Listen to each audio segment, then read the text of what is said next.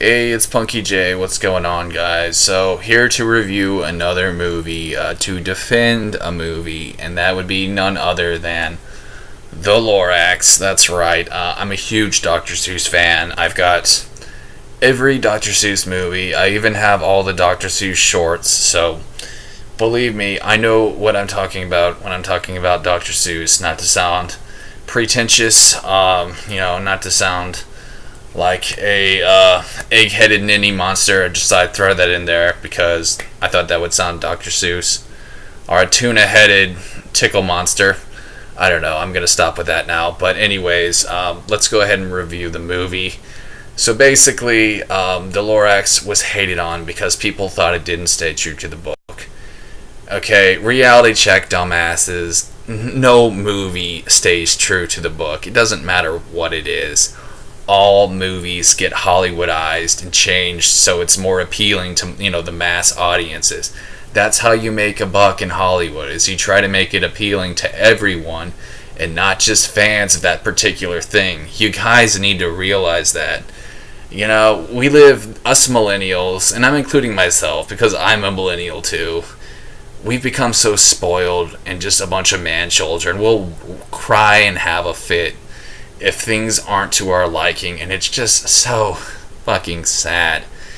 Us millennials, we are just a bunch of big babies, and it's really unfortunate how spoiled we become and just spineless. All these fucking. Anyways, I'm not gonna go there while reviewing a kids movie. I'm gonna say some explicitives, but anyways, The Lorax.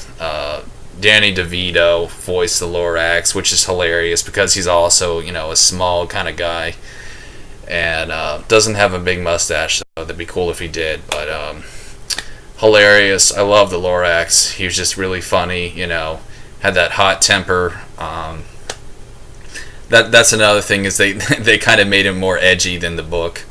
Although in the book he was kind of a douchebag, but in the movie he's got a lot of edge. He's got a hot temper, and that's what makes him so great. But I really like the Onceler's character too. He's kind of cool. He plays guitar. He wears cool threads. He just seems like a cool dude. Other than the fact that he tears down an entire forest for his own financial gain, I think whoever voiced him did a great job. I can tell you this fun fact: the brothers to the Onceler was voiced none other than the redheaded kid, the guy who played the redheaded kid in Salute Your Shorts. I don't recall his name, but he also played Montana Max in Tiny Toon Adventures. So we got old school up in here, dog, in that movie. We got super old school, some 90s shit, you know what I'm saying? But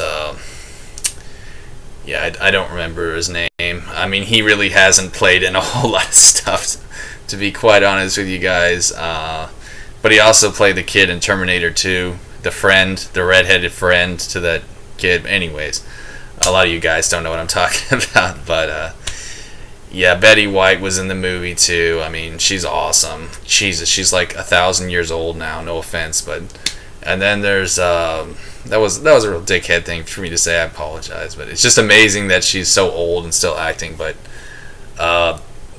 we also have the Taylor Swift chick. Not really a big fan of her, but she's like the superstar. So it's cool that she played in a movie like this. I mean, I'll give it to her for that. That's amazing that she even did that. But yeah, anyways. So yeah, I liked the movie. I thought it was cool. Apparently people thought, it was just try hard, but it wasn't a try hard movie. Like, it was entertaining. And not only was it a remake, but they also added on to the story, and that's what I liked. They gave it something different. In the movie, or in the book, it stops once the Onceler gives the seed to the kid and tells him, to plant the seed so that the forest can grow back. But in the movie, though, it shows the kid, he takes the seed and he tries to plant it. He does plant it, and oh, hallelujah, happy day, and shit like that.